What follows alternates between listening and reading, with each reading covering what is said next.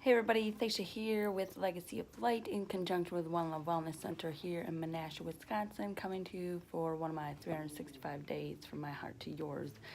And just a little note, if you're watching this every day, I'm going to be gone for like a week. So just taking a little vacation, family time, so I won't be doing videos. And if you're watching it at a later date, then yeah, you could just go on to the next video. So we are reading from the book If the Buddha Dated, and it's a handbook for finding love on the spiritual path. And chapter 18 is about freeing your heart to make peace with your parents. So to have an intimate lover, we need to leave home.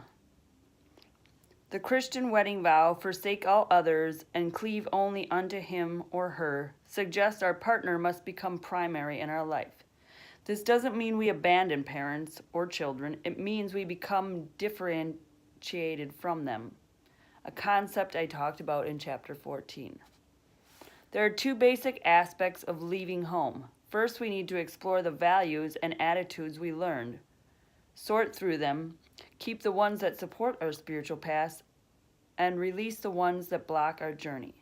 Second, we need to explore all the conclusions we came to about ourselves as a result of our upbringing. People often say things like, "I'm afraid of being intimate because my mother was so cold." This leaves out a crucial step. In reality, we're not afraid to be intimate because our mother was cold. We're afraid to be intimate because we interpret her behavior to mean we were unlovable. So there is a clear distinction there when we're looking at our past and we're looking at these, patterns that we've created to essentially keep us safe.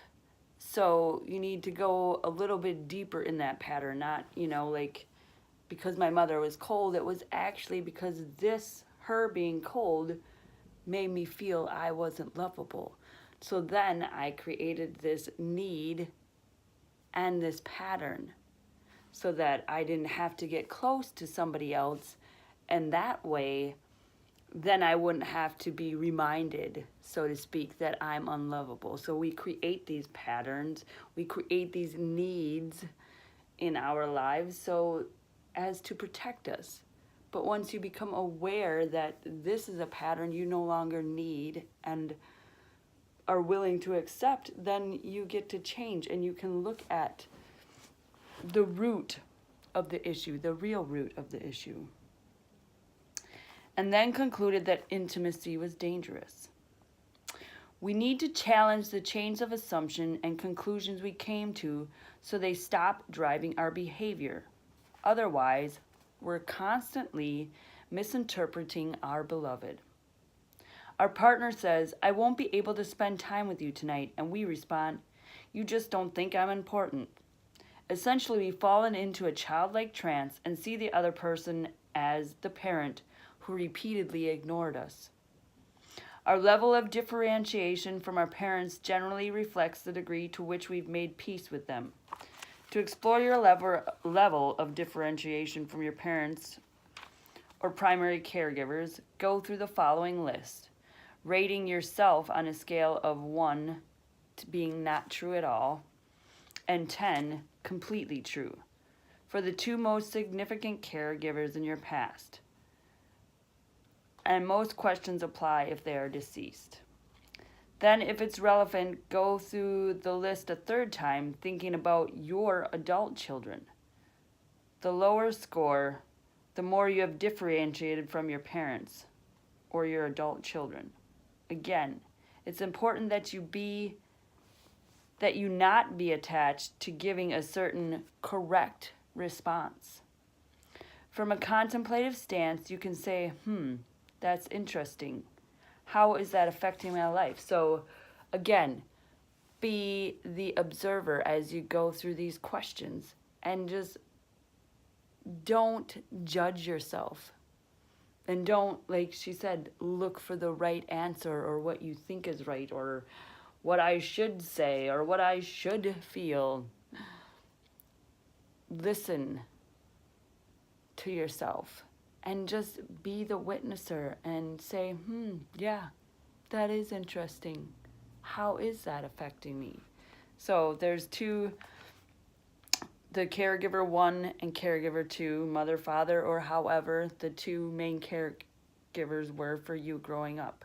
So again, number 1 is not true at all, and number 10 is completely true.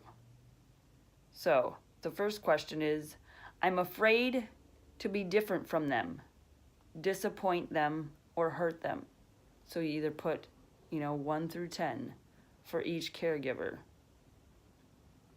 Number 2, I try to be opposite of them.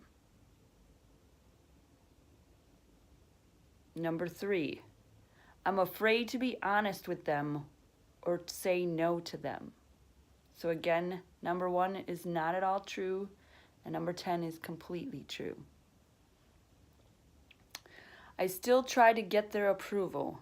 I still feel bad that I never get their approval. Number 5, I still feel hurt or angry about experiences from my childhood.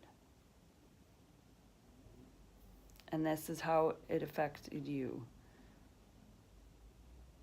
I often make them a higher priority than my partner.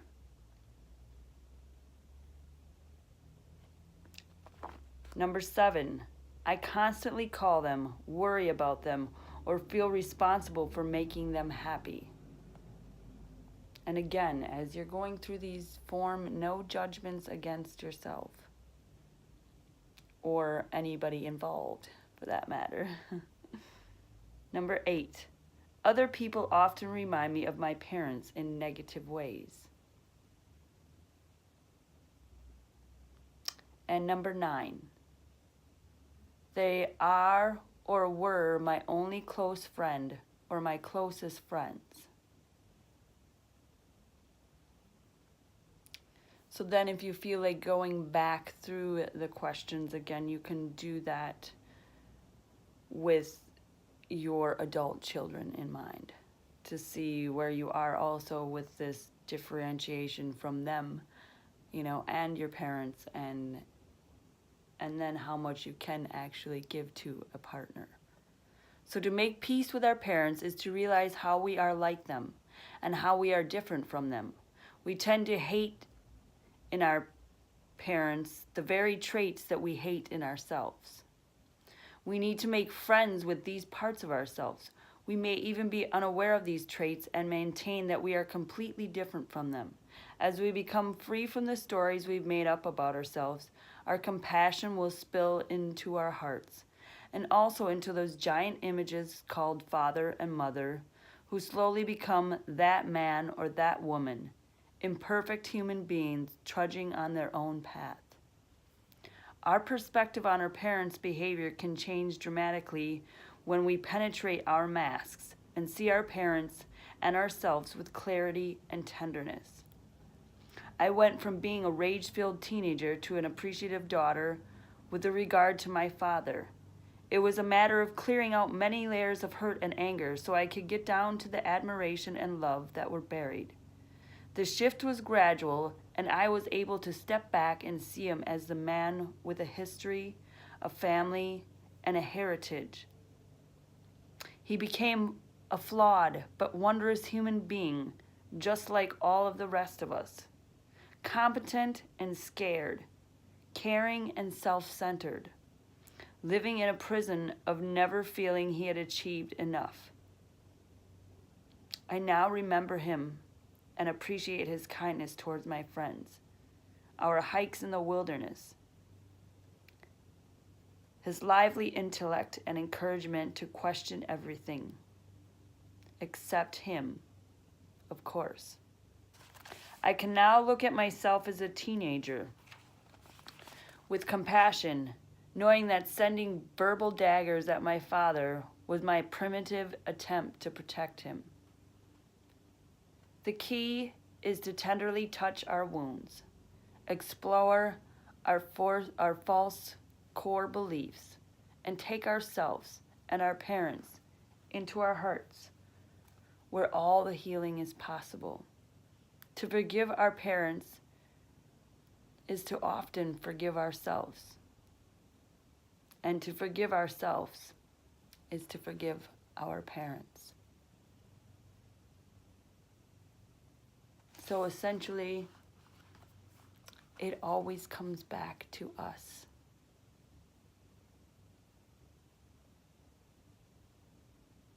And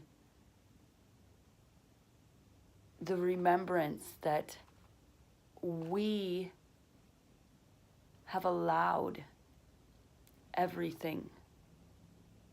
We gave it permission to be within our existence for our positive growth.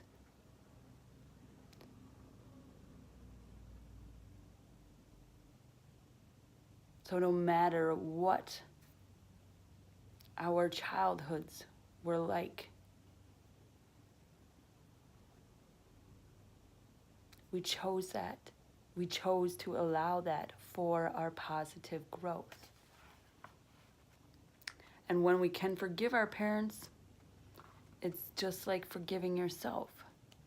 So look at these relationships, look at them as building blocks and acceptance to all that you are. So then you can, separate yourselves, you differentiate yourselves from the part of you that is your parents. So that you can then be your highest good and your greatest good in the relationship with your partner, your lover, your beloved, this person who you want to share with. And while, our families are part of us, they aren't us.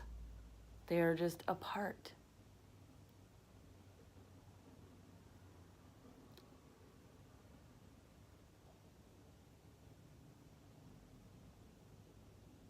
So remember, as you go through the caregiver section, also to just don't judge yourself. Just let it be.